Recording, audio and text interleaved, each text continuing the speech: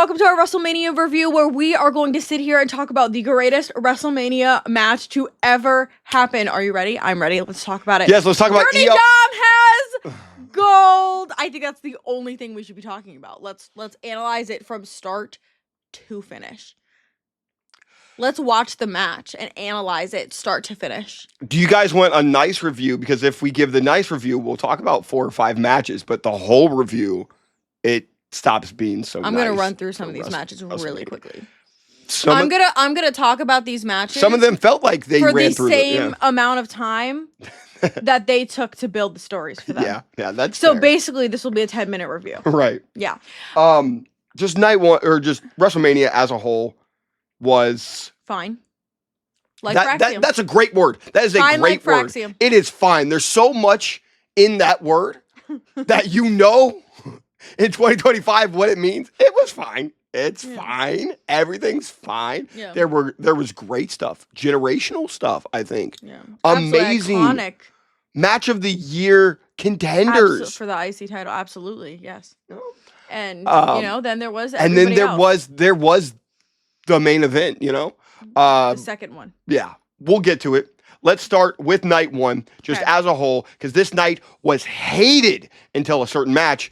But we start off with the Yeet Man getting the title. Are you yeeting? Yeet! Yeah, okay. Jey Uso. I was very excited for this. I don't know if I couldn't hear it. I feel like the crowd didn't pop the way I thought. To be honest, they were going to. I don't think that they should have started it off. I was gonna say, I wonder if it's because they started with it. So maybe people are just starting to settle. They're not really in the vibe yet. It takes a little bit of time to warm up for that. I was a little sad though, because I was really I was expecting the crazy huge pop moment from the crowd, and they definitely popped, but it wasn't as big as I had hoped for. I also hated the ending. Gunther taps, which is fine. That's fine. I'm not as mad about Gunther tapping as most I'm not mad that he's tapping. I was upset that he tapped in about 0.5 seconds. He tapped really quickly.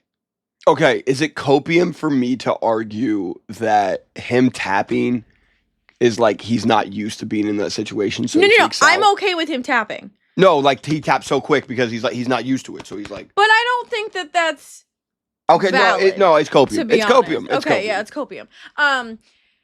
Because I don't remember things most of the time, but there has to be somebody who put him in a fucking headlock in the last couple of years. Fair. There's gotta be somebody who put the motherfucker in a headlock. It can't have panicked him that much to that level where he taps in about 0.5 seconds. That's a really good point. There has to be. It was a headlock. It wasn't anything crazy. It was a choke. It was a choke. Okay, whatever. It was a choke out. Whatever. I don't care. But regardless, it's a good point. Damian had to have put him in one of the matches. Right. Someone did this seconds, before. So that was my thing about it, was I just didn't like that he tapped really quickly, and I didn't like that it wasn't as violent as the promo that Jey did made it seem like it was going to be. That's a problem. But this is becoming repetitive now. Is they did this, and it's always with that family too. Because they did this with Tama and Tonga. Remember when they first came out and Paul Heyman was like, these guys are fucking terrifying. I'm terrified of them. I'm so scared, right? My tribal chief, where are you? I'm gonna die. And then Tama was like, It was and then, Tongaloa almost couldn't find the dude's balls to low blow him. Yeah. So, it's just a problem. I'm over here. But now it kind of feels like they did that again with Jey Uso, where it's they gave him this, and the fans were behind it. Yeah. Everybody was hyped. They're like, yes, violence, go crazy. And then it was just a normal match. Yeah. I don't know if the tapping out to a submission part was supposed to be the violence. If so, it did not read that way. Yeah, no. So that I was disappointed in those pieces of the match. I overall thought the match was good. I didn't have a problem with it. It was fine. Overall. It was fine. I'm very happy with Jey Uso winning and getting the title. His first real singles run that he's gonna have with the world title.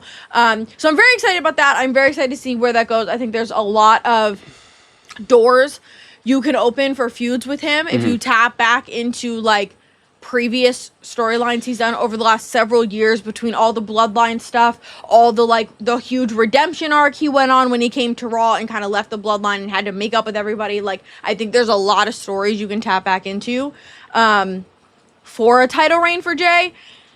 Just was a little thrown off by like the ending of the match. Yeah, not the greatest ending. I think the correct winner.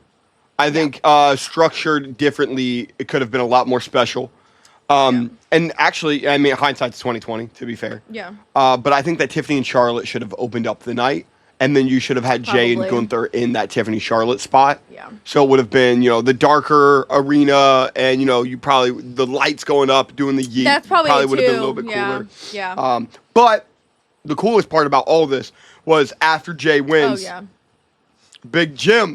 Big Jim is back and he celebrates with Jay. I did kind of want him to turn a little bit. But Big Jim is back. They celebrate. They go all the way up the fucking stairs as Jay has become World Heavyweight Champion, which is cool. And I'm very interested to see what's next for Jay. Yeah. It was a cool moment. I think on Raw, in whatever arena, probably like T-Mobile Arena or whatever they're doing, that is going to be a big celebration. They honestly may kick off Monday Night Raw with Jay as champion, which would make they normally kick off with him anyway, so I think they will. It is true. He has been put into like the Orange Cassidy spot. Yeah. Except it's so much more entertaining. Next match is New Day War Raiders. This was fine. I think I got up to pee and like it was only 9 minutes, so I got up to pee and missed most of it. New Day won. Figured that was gonna happen. Respect to War Raiders, they're trying. It's just not working, and New Day has, something of a story going on, so it makes sense that they win that one. They get the titles. Hopefully we get something going on with the tag titles now, because War Raiders were on and off TV, but they would be like on for like a week or two and then off for a month. And then like on for a week, off for a month. It's stop-start. They don't have a significant story with them, and it just didn't work. They almost never have, genuinely. Right, that's what I'm saying. They never do. So it's hard to put titles on them and make it make sense. So I'm excited for New Day because at least there's something of like a story and a gimmick going on with them. I am kind of hoping this is where we put Fraxium. Yes. I think starting off with Fraxium New Day, we're already cooking. Yeah. We're already chefing in the kitchen. Now everything's changed, yeah. Right. So I do think Fraxium could really light up that tag division again, and I do think while SmackDown could use them as well, I think Raw desperately needs it. The draft could change things. They could take a lot of the SmackDown teams. Do we even know? I don't think they've announced it, I don't know said they're doing it? They have. They are doing it, okay. All right, well, I guess we'll see what happens. I imagine like right after Backlash, maybe. Probably. That's fair. But yeah, I think this match was arguably the worst match of WrestleMania. Just didn't get a lot of time. Just really wasn't anything. That was a thing across the board. Exciting, yeah. Time issue. Now it may not be the worst match because of a certain other match that happens. But I think that New Day were the right winners. They just dip immediately. I think that there's something for Raw, which would be very, very interesting. I think maybe Big E comes out. I've had the whole theory that Big E's either introducing the Fraxium or the Hardys. I think that would be really cool. If not, I just hope that they actually care about the New Day's heel run now, because it felt like ever since they turned the New Day heel, they haven't ever prioritized them, which is really weird. They had like 2 weeks of like really like putting them out there. They got the crazy heel heat, they got the boos, and then after that they kind of just dropped the ball. WWE turning a wrestler heel and then not knowing what to do next seems like a theme for WrestleMania. Yes, we'll get into that as we go on. The next match was Jaden and Naomi. This was a good match. This was fine. I liked it. I didn't have any problems with it. My issue across the board was really a time thing. Yeah. A lot of these matches were like really short, in my opinion, and I don't know if that's just like I'm used to longer matches now, or what the thing. I don't know if this was normal. I guess I'd have to look at old WrestleManias, which, let's be real, I'm not going to go back and research that. But it felt really short to me. I also think a lot of people are saying this was clunky. Looking at it, I don't think it was clunky because of the moves. I think it was clunky because of their outfits. A lot of people were saying that this was clunky. I don't think the match was clunky. I think the problem was their outfits. Yeah. They're like going like this a lot. Yeah. And like there was no malfunction, but it's hard to explain, but like as a woman watching it, if you're doing this, it's not just that you're worried about it and you think about it for a second if you feel it slipping, you're thinking about it the entire time. Yeah, you're just uncomfortable. And you're really worried about it. You're not comfortable. You don't feel like you can like move as well with your arms, because depending on, if it is slipping or you feel like you move your arm right and there goes the whole fucking malfunction. Right, and you're on WrestleMania. You don't want anything to happen. So I worry that their outfits just like weren't fitting right, or something was just off there and it threw off the match a little bit. I don't think it destroyed the match. I think the match was good. I don't think so. I was entertained. The only thing I was a little upset about, and I guess I don't know this for sure, but I kind of figured that if Jade won, that would kind of end the feud. So I just don't want the feud to be over. I think there's more to do here with those two, but also with Bianca. So I hope that this continues. I would assume that since we'll get to it later, but Bianca obviously did not win the title.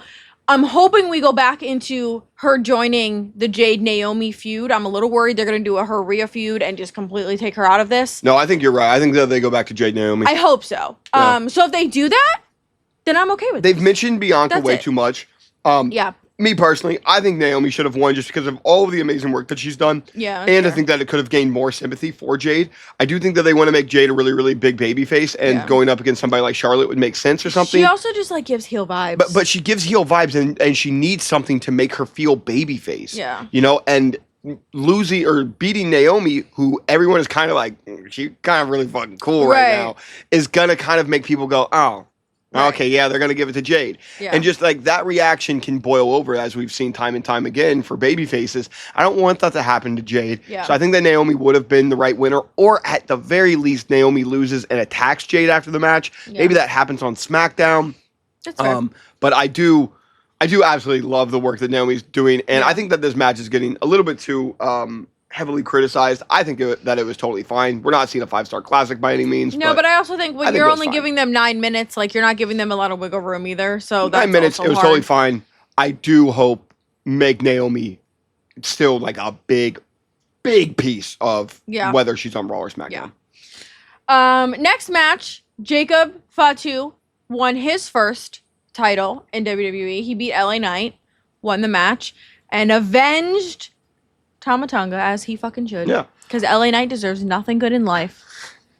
Because of him attacking Tama Tonga. Yes, completely uncalled for. Right. No reasoning. Yeah. Nothing going on up here. Yeah. Just fucking attacks him for nowhere. He went back because he forgot his phone to the car. Yeah. And you just like try to break his hand. What kind of savage fuckery is this? Right. This LA is Knight. Ridiculous. Have some decorum, you loser. Maybe that's why. LA Knight, a savage. He's the new Slim Jim partner. Randy Savage. No, Randy he's Savage, a loser, is what he is. He's a fucking loser. Okay? I'm not dealing with this. Jacob Fatu obviously is just, this. I feel like this is really like clear cut. Yeah. He is cool. He's like a perfect wrestler. He's gonna elevate that title, and LA Knight can go home. Well, because you pissed me off. I don't know about that.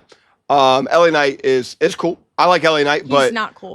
He's an asshole. I think ever since I realized that this wasn't going to be some solo Tama Tonga involvement, then that Jacob Fatu had to win this match. Yeah. He's just, if it was just going to be one-on-one, no shenanigans happening, Jacob needs to win this match. He's so fucking cool.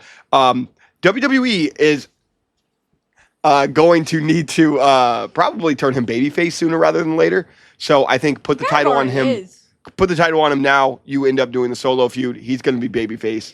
Yeah. Within the year. I also don't know how they're going to do that now. I mean, I guess they'll just do probably Jacob Solo anyway, but I was really hoping that we got like Solo taken out somehow where he has to be gone for a while. I really liked your theory there, yeah. My theory was better. Long story short, my theory was Solo gets taken out. I had assumed at the time by a Randy punt. We now know that is not what's happening. Nope.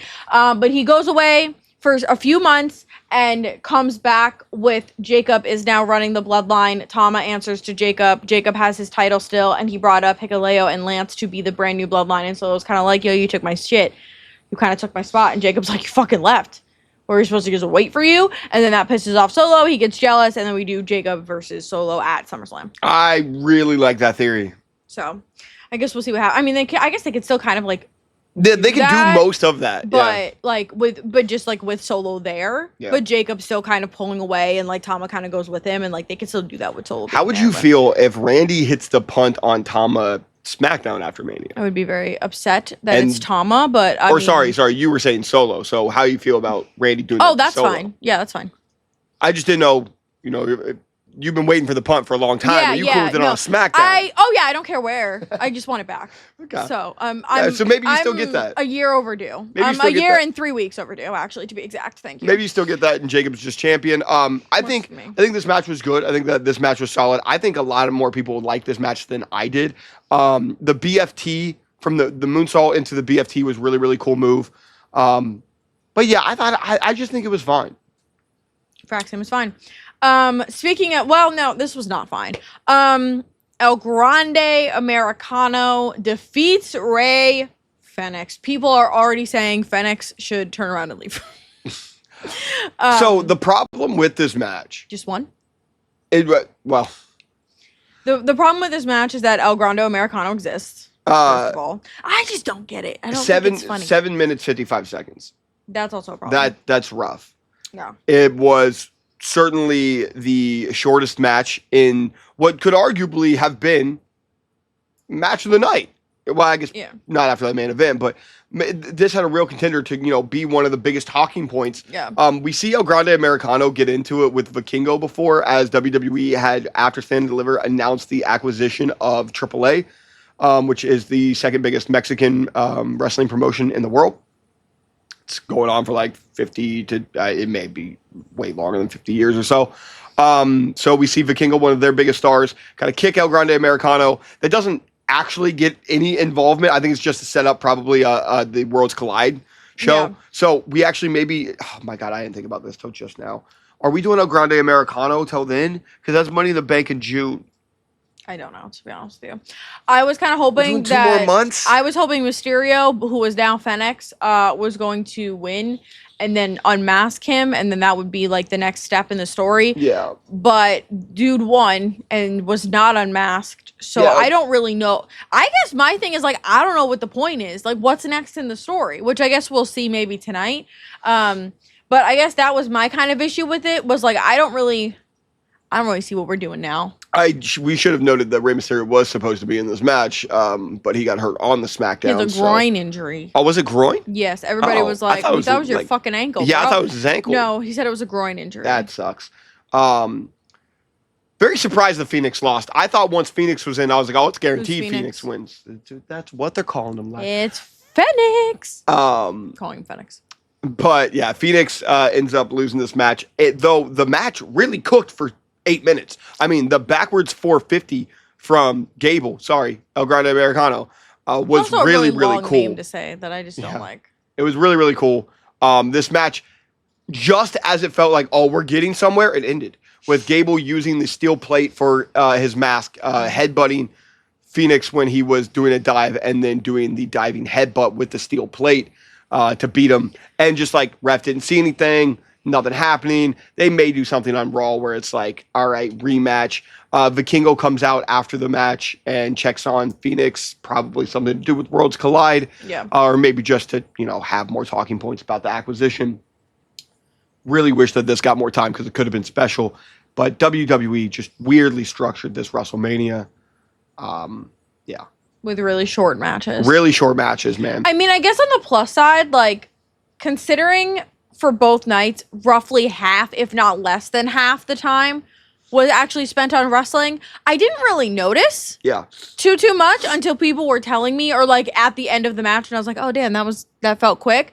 I didn't notice too much until afterwards, but yeah, they definitely had some really short matches, which I thought felt weird. You know what I think that the most thing that I had a problem with was like the pacing of it. When you have like 9 minutes, and I'm sure the WWE is telling them that they all can't go fucking balls to the wall. But of course, 9 minutes, you could tell that like Gable and Fenix were going to go crazy for 8 minutes.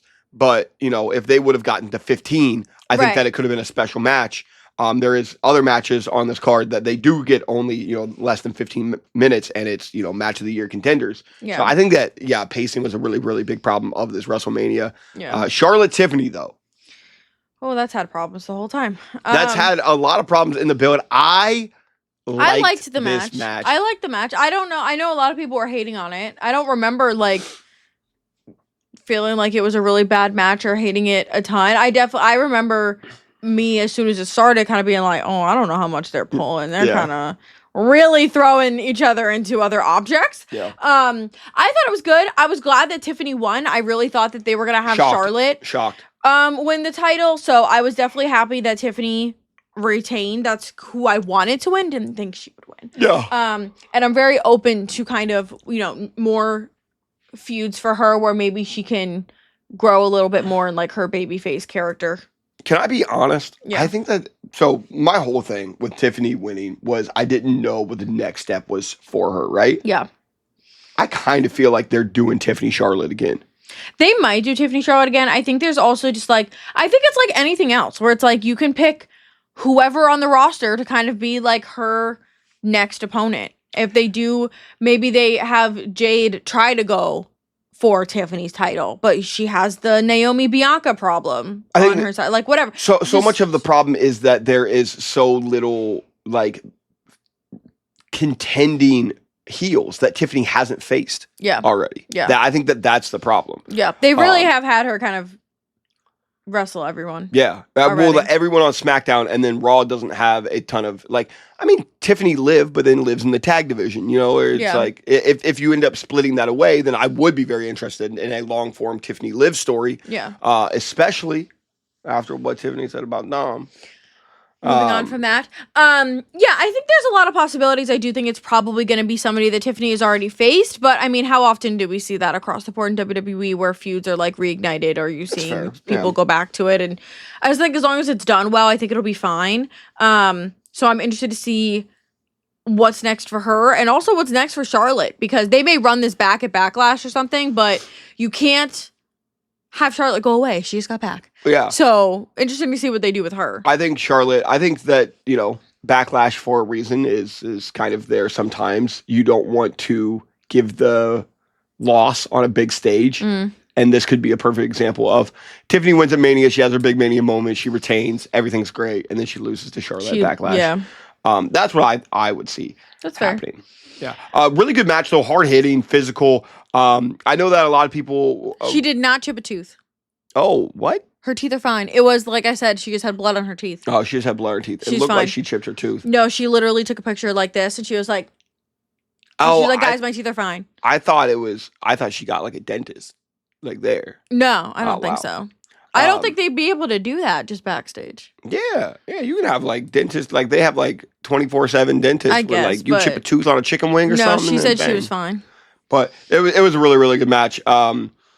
I am very interested to see what happens with Charlotte. There was the moment where Charlotte goes, you can't replace me. And it felt like, I really wish that they had like put more emphasis on that moment.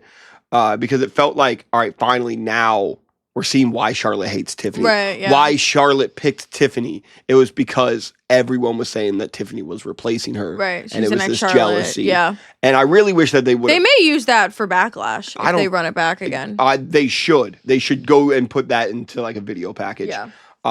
Tiffany's dope though. I really like this match. It was probably my second favorite of the night. Yeah, that's fair. But then we get to one of the best WrestleMania main events of all time. And it's only because of the ending, not because of who's in it. No, it was a great match. It was only because of the ending. The triple threat, WWE had just decided that if you were in a triple threat at WrestleMania week, you were going to have a 5-star classic. This was truly a great match. I don't know if I'd necessarily give it 5 stars, but it was cinema. Seth Rollins, CM Punk, Roman Reigns. The build up to this match was one of the better ones going in. We were wondering what Seth's favor was. Roman, of course, was betrayed by Heyman as he has to side with Punk because of the favor. And Heyman did a beautiful job acting here. Yeah. We fight to the outside. There's, using trash cans, weapons. Punk goes through a table. A lot of carnage. Yeah. It was a good match. It was not 5 stars, like you said, but it was fine. I think it's close there. I think it was really, really good. I'd give it like 4.5. I don't care about star ratings though. I don't really either. I'm just talking about how much I liked it. The match was fine. The match was good. I think, like you said, the storytelling part of it was really what made it fun and good to watch. Heyman turns on Roman by siding with Punk and giving Punk the chair to kind of help him win. I thought he was getting his phone. People were making fun of me. I thought he was getting his phone to call Rock.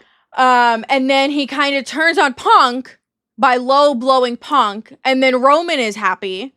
He brings the chair to Roman. Roman goes to take out Seth, redo the Shield chair hit part 7, and he low blows Roman, gives Seth the chair, and Seth finishes out the match and wins with Paul by his side.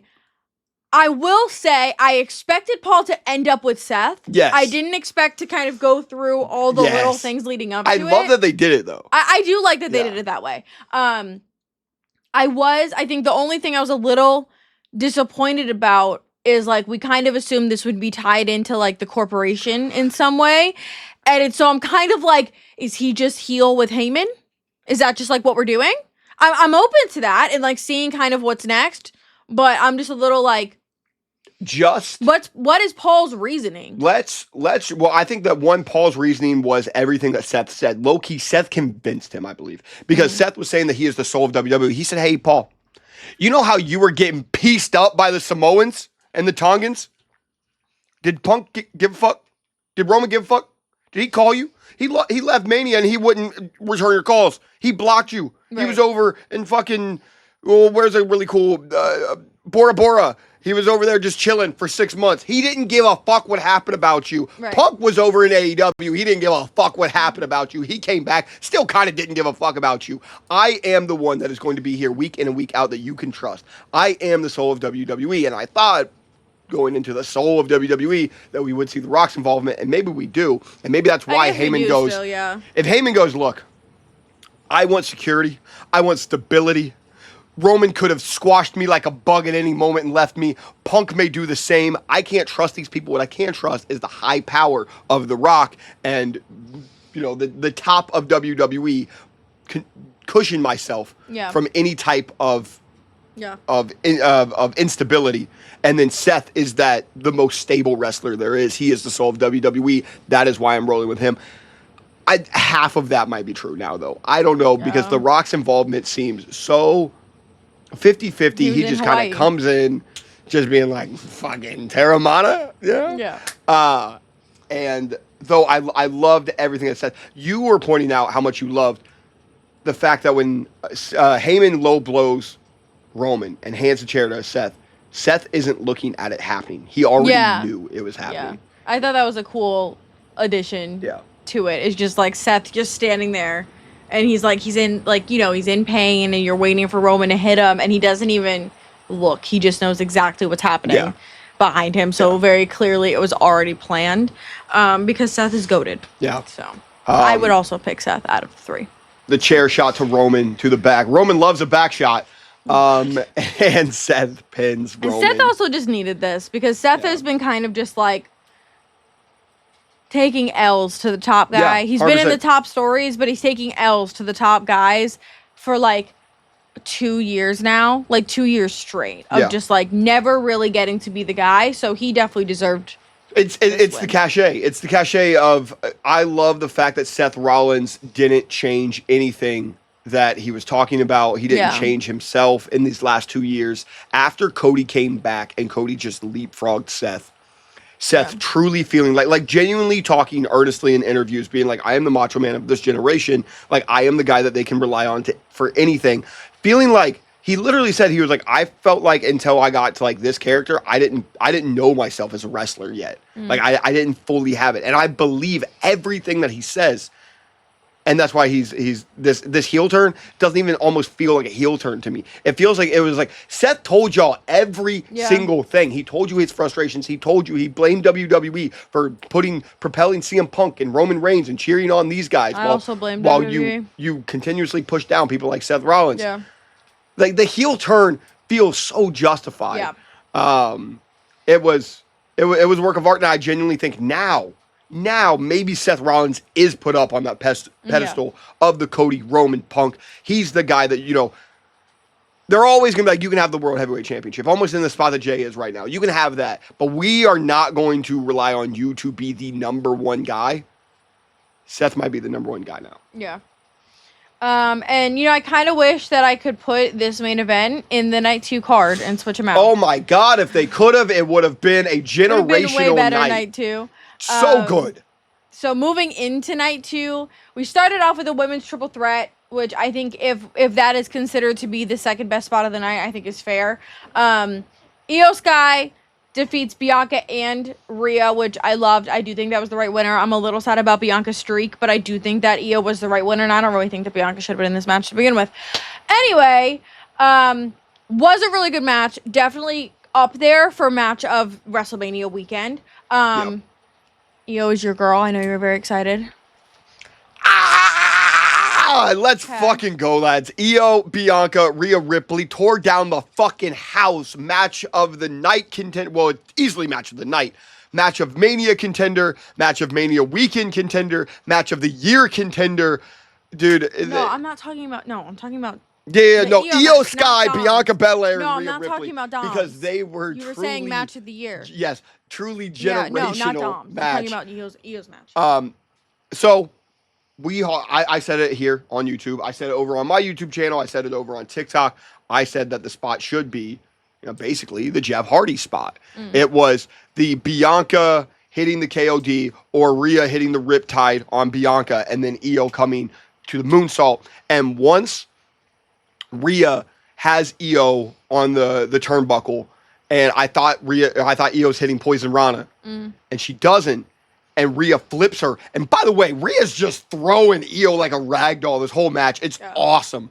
And Io hits her face on the pole. I was like, oh, they're doing it. They're doing it because this is how Io gets up. It just... I didn't think about it until after. Everything is... no notes. This was... No notes. This is a 5-star classic to me. I don't care. It was a great match. In-ring wise, I can't believe that it was only 14 minutes and 25 seconds. It did feel longer than that. It felt so much longer because the pace was so fast. Io was going balls to the wall. I thought that there was going to be the moment where Io's taken out and she's knocked out on the outside and then she comes back into the match later. No. She'll get knocked out. Okay, Bianca and Rhea do 2 moves. Io's back in. Yeah. They never stopped. And all 3 of them never stopped. That's why I don't know. I wonder if they're going to do Bianca and Rhea next because technically they're both still on separate brands also. It's fair. I don't think that they do. I think Bianca moves on with the Jaden and Naomi stuff. I'm very interested to see what's next for Rhea. Probably a rematch because she didn't get pinned. She's going to say, I didn't get pinned. Oh my God, is that why they did it? Not my fault. Why they did it? Rhea wants a rematch for the title that she never lost 12 years ago. Okay, I said no notes. Maybe if there was one note. It would be for Io to have pinned Rhea. It would be don't do that. I think, though, if I can be a little bit positive, maybe they had that because they were like, oh, Bianca was supposed to beat Rhea.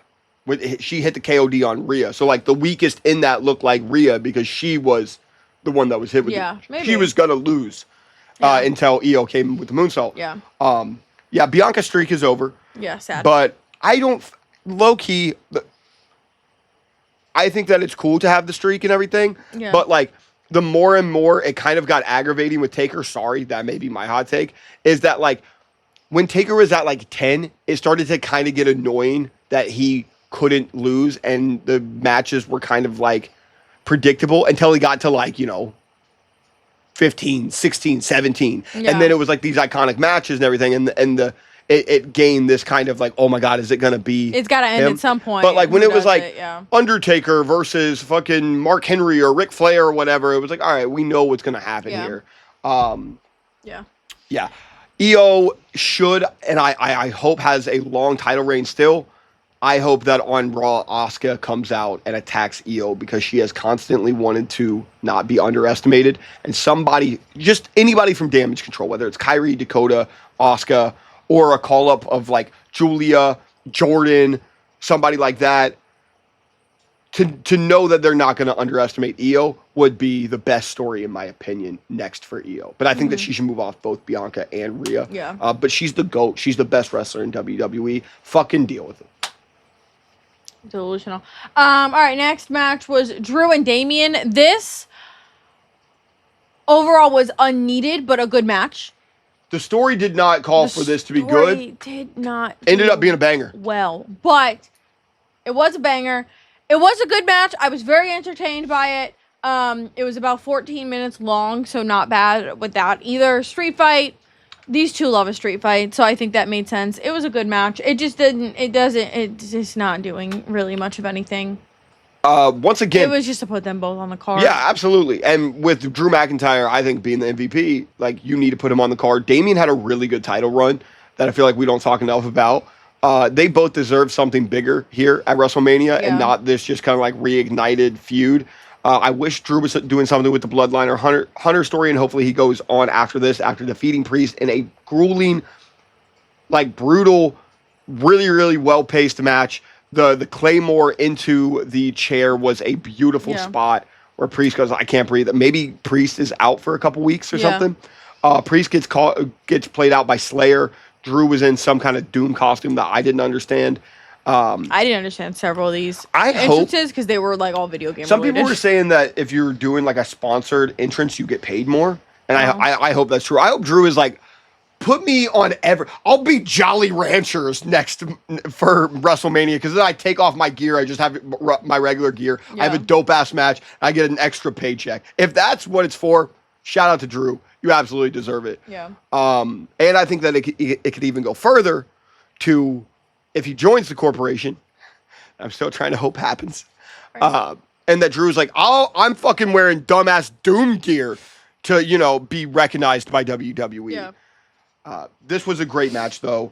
Did not have a great build, but truly an awesome match. And Drew and Damian deserve something big next up. Right. Anyway, so let's get to the main point of the entirety of this video. Daddy Dom wins gold. Everything is right in the universe. Finn gets pinned. Finn did get pinned. Finn gets pinned. Okay, because he's being a dick. So he gets pinned. Braun can just go away now. Penta can find something new to do with himself. It's going to be great. Dominic Mysterio, the greatest IC champion of all time. It's going to be amazing. It's going to be a great run. He absolutely deserves it. And he's basically, Hunter, you can write it however you want. He's a fucking babyface now. Yeah, dude. Okay? The crowd erupted. Okay, our friend Eric was there and he sent me, I was like, I need the video, whatever you can get of Dom while you're there. And he was like, I got you. He got the video of Dom winning while he was there, and the entire arena fucking erupted. It was what he said, biggest pop of the night. He said it was the biggest pop of Mania. I think so. I mean, as he fucking deserves, because I told all of you stupid little fuckers that he was going to win this match, and no one believed me. Okay, a few of you did, but a lot of you did not believe me. A lot of you said that he was not ready, that the fans weren't going to be behind it, and he got the biggest fucking pop of this entire Mania, okay? John Cena who? Okay, 17, record breaking. No one cares because Daddy Dom has gold. What if Dom... You're about to piss silently, even though he hates his deadbeat dad, gets revenge on John Cena, who took away Ray's title, and he beats Cena tonight on Monday Night Raw. Dominic Mysterio, double champion, WWE Universal, whatever the fuck, undisputed champion, and the IC champion. I mean, I'm down for that. Dom retires Cena. Cena's not going to be there tonight. He will not be showing up. This was a really good match. This was a really fun match. I was a little nervous mid-match when it's just Finn and Dom, and you can see Dom. They had a great camera angle of like you see Finn kind of laying over the ropes, and Dom's behind him. They did it perfectly. It was a great angle, and Dom's kind of like, and you see him go, fuck it, and he just goes at Finn. But then Finn catching him, he couldn't finish 6 with 9. And I was kind of like, now I'm not sure if we're giving it to Dom. Or if, like, Finn's going to be pissed, Finn wins, and then we go down that road. So I'm really glad that they gave that to Dom. I mean, the crowd was so fucking excited. Even during his post-show interview, they were chanting, "You deserve it," and singing the Dirty Dom song and, like, the whole fucking thing. So I am super excited. I was also very happy that during his post-show interview, he was like, Liv and Raquel were the first ones to greet me when I went backstage. They congratulated me. They were so excited for me. People were actually upset because Liv only posted about Dom winning.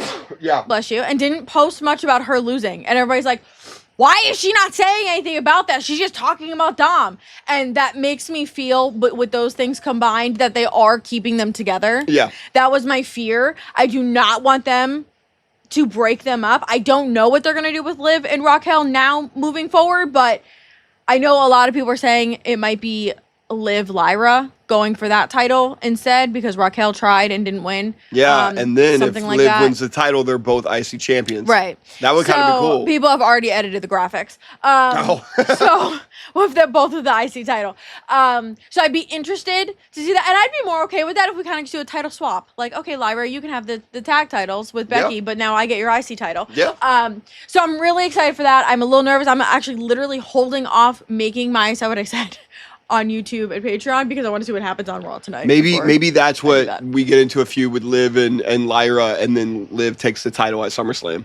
Yeah, that works. That works. I hope that I just really want them to give Dom a good reign. I know he's kind of tweener. It does feel like he's going babyface. If he's against Finn, he's definitely going to be babyface, no matter how you write it. But they did this with Liv where, like, at the beginning, she was, like, strong, ready to fight, not afraid against Rhea, and then they made her chicken shit heel, and she ran constantly, and then she would, like, get really confident and want to fight again and be ready to go, and then she, like, chicken shit heel and ran away. And it was very, like, back and forth. I hope they don't do that with Dom. I would like him to be, like, I'm okay with him kind of being, like, Braun Breaker, you don't deserve a one-on-one match with me. Like, I'm okay with that kind of thing, but I don't want him to be, like, chicken shit heel, constantly running away. Honestly, I think he should cheat in every match. Where that's fine. I think he should cheat in every match, and it should be in the funniest, most like way.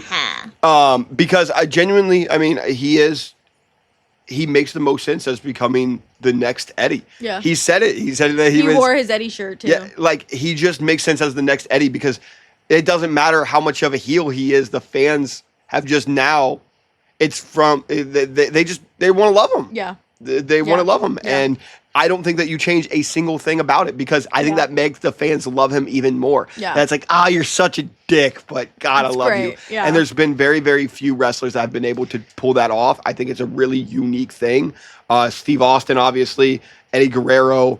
I think that he's going to be pulling an Eddie, and it's just, I think that he is going to throw chairs and he's going to do the Eddie spot. Everybody's already doing the comparison photos of the IC title with Eddie and Dom. Absolutely. So and Dom wore the Eddie shirt to the post show interview. So I'm excited. I think that Dom has it, especially in like the interviews and stuff. He just has this just like confidence of just being like just the most dickhead cocky person, but he's got a charm to it that you just kind of like, he's a fucking dickhead, and I kind of love him for it.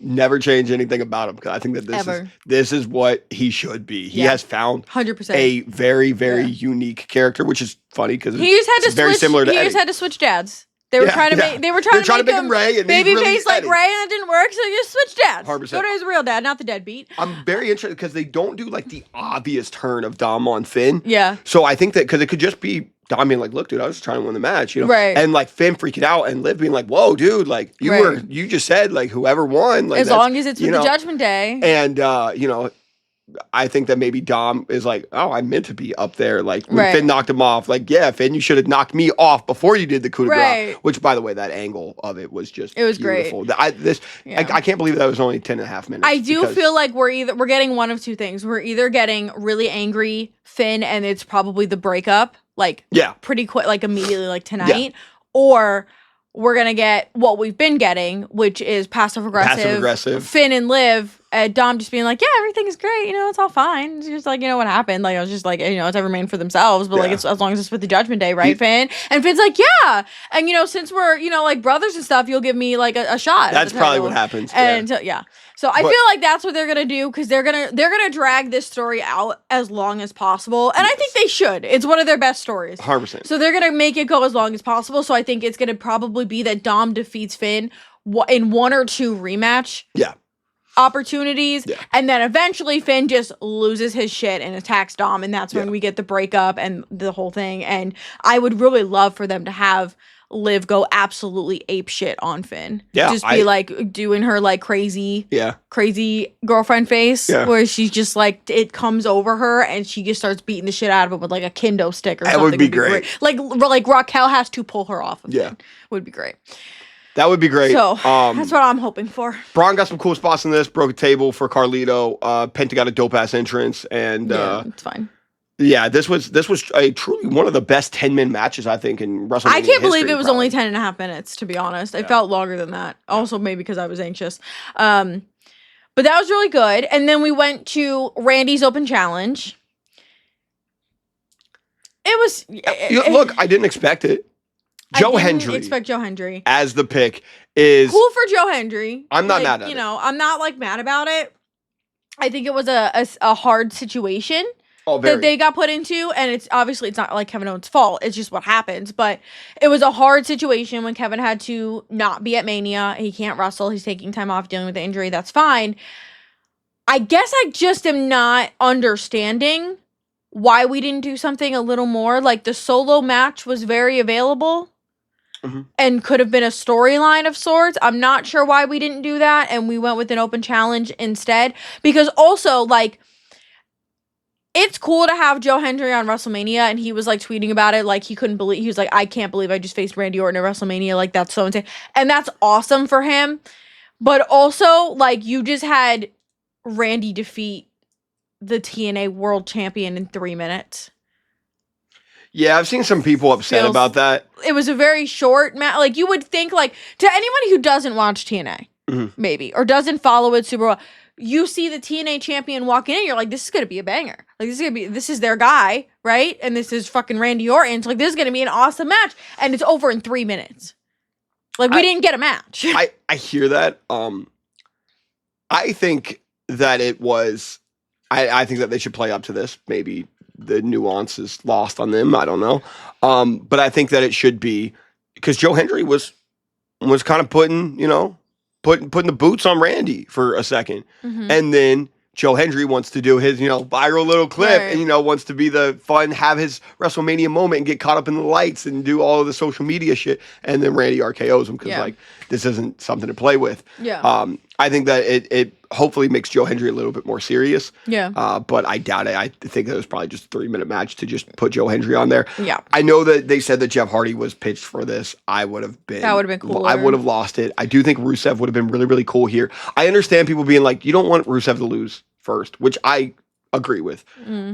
Alistair, you don't want them to just come in and immediately lose. Yeah. So somebody like Joe Hendry can take the loss.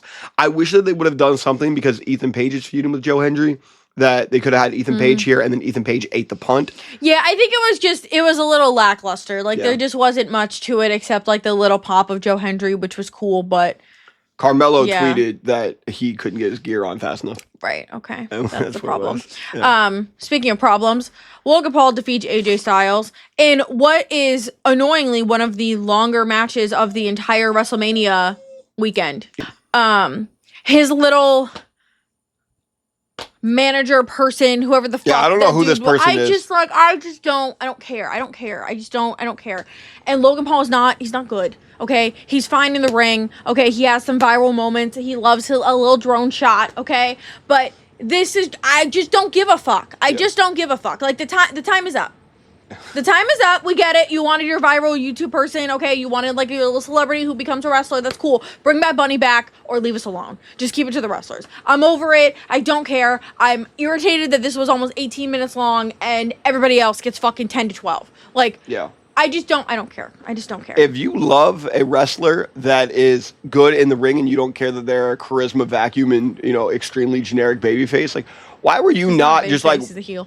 Or sorry, heel.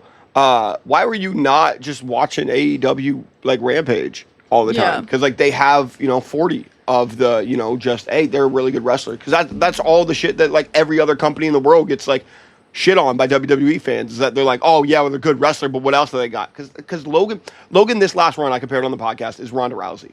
It was at first Ronda Rousey's first run was, oh wow, she's really good, and it impresses you because you don't think that somebody's going to come in and be this good. Yeah. And you're like, oh wow, they're actually really good, and then it was all right, it's time for Ronda to be a real wrestler, be in there, consistently, have compelling stories, be able to grab the crowd, captivate people, and that is where Ronda ended up failing, and that is currently where Logan fails. This spot killed the crowd. Yeah. It was 18 minutes, and it's an AJ Styles match, and it killed the crowd, which is saying a ton. Yeah. It gets to the point where the only exciting part is The manager, whoever his guy is, just friend, I don't know, that just comes up with the brass knucks all the time.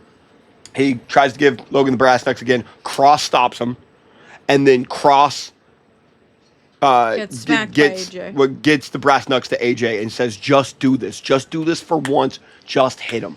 Yeah. And AJ refuses to, throws the knucks, hits Cross. Cross is like, "You're a dumbass."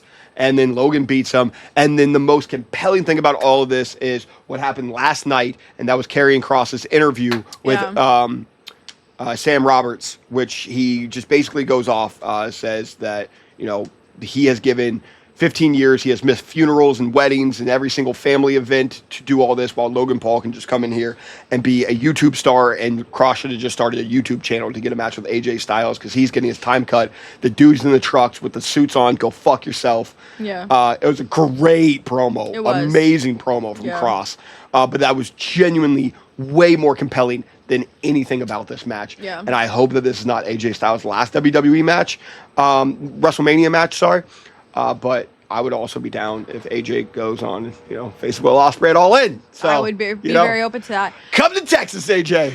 Yeah, I've seen a lot of people saying that on Twitter as well. Please. Yeah, you know what? Actually, right after the Randy match, it got really disappointing moving forward. It did. Because I was also very I had conflicting feelings on this one. We all agree. So I was very hyped to have Becky Lynch back. Whoa! Okay. She is revealed as Lyra's mystery partner. And we all knew it. We all figured. I love Becky Lynch. I'm so glad to have her back. I'm totally good with that. I do not like that Liv and Raquel lost the tag titles. That irks me. That irritates me. That makes me unhappy. I just don't. I hate the idea of because somebody returns, they have to win, whether it's title or not. It's really irritating. I was hoping that Becky was going to turn on Lyra, give us a story, give us something. And no, it was just literally nothing. Just Becky and Lyra just win. And Liv, as per usual, has to take the fucking pin. And her booking's just getting really tiresome. So on one hand, I'm very happy to have Becky Lynch back. I think the division always misses her when she is not present. I'm very excited for that, but I am very upset that Liv and Raquel lost the tag titles. And again, to what a lot of people are saying, is a fucking makeshift tag team. That's not an actual tag team, which is a consistent problem in WWE. And it happened again. So that was really irritating. Do I take my rose-colored glasses off for this moment? Because Becky's my girl. Becky is my WWE GOAT. I think I tweeted last month. I was like, God, WWE is missing Becky Lynch. Yeah. Just for just sitting through some of these promos and stuff that could just be so much more entertaining with Becky. And then Becky just elevates almost every single woman that she's with. She elevates every segment that she's with. She is so good. And I was just missing Becky a lot. This was your idea weeks in advance. Change your idea. There had to have been a better idea of just having Becky team up with Lyra. Yeah. Literally, that could have been it, because Lyra and Bayley was just a makeshift tag team that didn't make any sense. Taking Bayley off this card was idiotic. What's weird about it too is the whole reason that we waited so long for Becky to come back is they're we don't have creative for her. Right. So this is your creative. This was what we did. This is you bad couldn't creative. have come up with anything better than this. This was bad. It just is annoying. I am very happy to see Becky back. I don't think she should have won, because I do think that it would have been cool to see Becky turn on Lyra. I still personally believe Becky is the person that attacked Bayley, but maybe not. And maybe they don't know who attacked Bayley, because I feel like they're just flying by the seat of their pants for half the shit. Yeah. Right? But I think Becky should have been the one that attacked Bayley, so that we get to Becky versus Lyra, and Becky can join this corporation idea and everything. But maybe Lyra did it. Maybe Lyra did it to then get Becky in there, because Lyra didn't fuck with Bayley. I guess. And she was like, no, I want Becky. So she did that. Maybe she called Becky and she was like, let's get you back here. And Becky was like, of course. Yeah, I hate what happened to Bayley there. And then she's like, yeah, that sucks. Yeah. And then that's what it is. I guess, yeah. Sucks for Liv and Raquel. Liv had an incredible year, and she got a 8-minute match at WrestleMania in a spot that felt rather non-significant. Yeah. Outside of just the Becky return. Yeah. But also Becky's my GOAT, so I can't be too harsh on this. I'm glad to have Becky back. I'm not happy with the way that they brought her back. I'm also not happy that Bayley got double screwed at Mania. Yeah, I mean, really. A lot of people are mad about it. I also really hate the fact that, like, a lot of people are blaming Becky and being like, they're idiotically doing the Becky Hogan shit. Because it's like, that's on creative that they didn't think of anything for Bayley. Because this was the idea for Becky the entire time. Yeah. That's not Becky's fault. That's creative's fault. And it really sucks that, unless Becky was like, hey, specifically make this Bayley so I can take her out and take her WrestleMania spot. Right. I highly doubt that happened. Yeah. I think it also just shows like how lazy creative has been with women's booking in general, but specifically with the tag titles and Liv. Like, this is all that you could possibly have come up with. What I'm assuming is it should have been Liv and Raquel versus Alexa and Nikki. That's what 100%. Everybody was thinking at the beginning. But because multiple members of the Wyatt Six are out, they just, I don't know, refused to put just Nikki out there. Yeah. We could have done that, but that's fine. You could have. But that's lazy way out. So they didn't do that. So then they take the lazy way out, and instead of going, what tag team story can we put here? They had to know at least a few weeks, if not a couple months in advance, that the Wyatt Six members were not going to be ready for Mania. Yeah. They had to know that. Yeah. So, like, instead of taking that time to put together a new tag team or a different feud for Liv and Raquel that would make sense at Mania, they pull Bayley Roxanne, just to then pull Bayley from the new thing. So you could have done Bayley Roxanne anyway. And just put Becky in the other spot, brought her back earlier with Lyra to do it that way. There was just, if this was what we could have done it that way. Yep. And then that way, everybody gets to be on Mania. Yep. And you also could have built it up where it would have been okay if Lyra and Becky lost the match to Liv and Raquel because it's not Becky's return. Exactly. I just fucking did it for you. Yeah. And in 5 minutes. That was like a pretty obvious thing that you could see, especially if this was the idea, weeks in advance, if not months. It just very much shows that they were just like, oh, that happens. Okay, yeah, just do this. Yeah. Oh, damn, that. Right. Okay, so switch to this. Oh, damn. Okay, yeah, do this. I do hate that Triple H in the press conference said, Bayley's going to be fine. She's a true pro.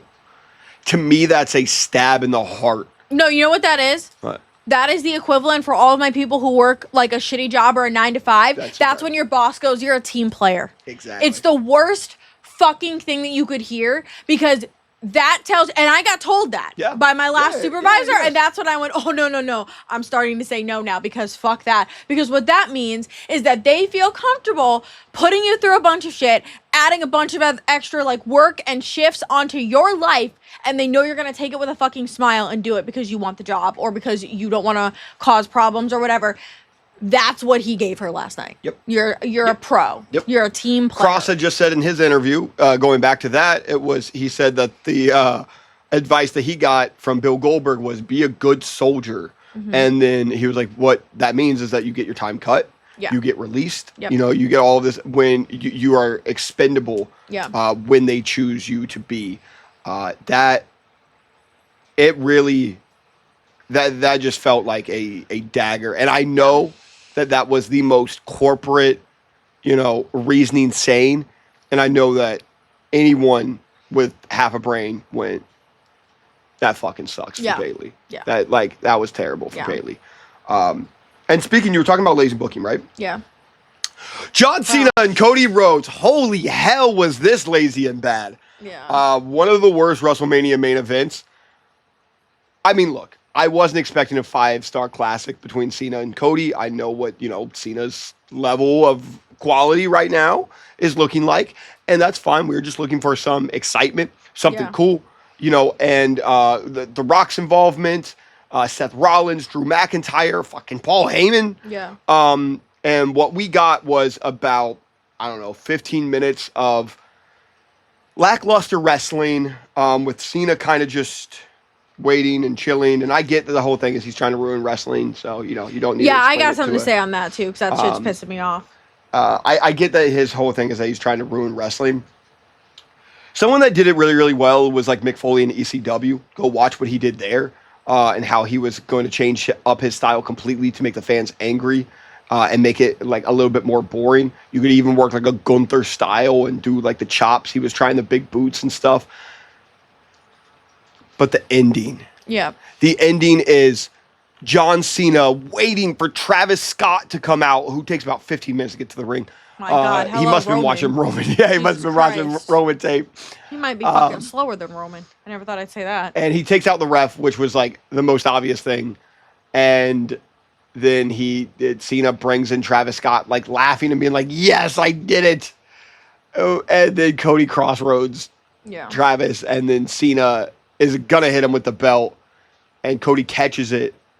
And Cody refuses to hit Cena, even though Cody said that he was like going to be like the man that's willing to do whatever. He's going to do all this. He's going to do all that. Yeah. He literally had AJ with the steel steps when he was champion. He literally went and was like telling Kevin Owens, like, you couldn't pull the trigger. I can. That's why I'm champion. Yeah. And then like all of that like character development was just thrown out the door so that he didn't hit John Cena with the title. I've seen a lot of people say he should have done it. In storyline. So storyline, he should have done it because he's done it before. Like this didn't make Cody Rhodes a heel. It literally felt like it was a spit in the face to the people of like that like respect the continuity of WWE, which Triple H has done a really good job at. And it's what he's been praised for. This felt so Vince booking. If you ever wanted to call fucking AEW WCW 2000s, this is WCW 2000 shit. Yeah. This was booked to all hell. And Travis Scott being the big fucking surprise. I can't. This is what won John Cena the title, was Travis Scott, and this is how John Cena got to 17.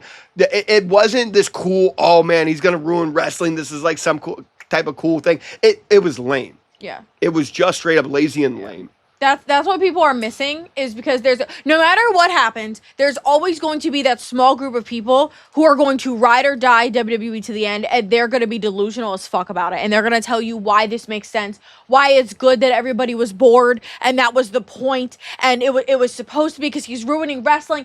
There are about 12 different ways that he could have ruined wrestling, still won this match, and it would have been way better than this. I think the biggest thing, I went into this, I am a Cody stan, we all know this. I went into this knowing that John Cena was most likely going to win this match. This could have been a million times better. I did not, like you said, I did not expect this to be 5-star match quality. I did not expect Travis Scott to be the only thing happening. It just makes no sense. It makes zero sense whatsoever. Besides, like, Cody kind of like got the receipt back because he hit him in the head at Chamber. But there's no Dwayne. There was no storyline progression here. There was nothing moving forward other than Cena winning, which most of us figured was happening anyway. And I'm not mad that was predictable. I'm just mad that, like, you built up this, like, what should be for, like, exactly, like, our age range of, like, who watched wrestling growing up. This should be the generational fucking match for, like, us of, like, John Cena, the guy we grew up with, and Cody Rhodes, the guy who it is now.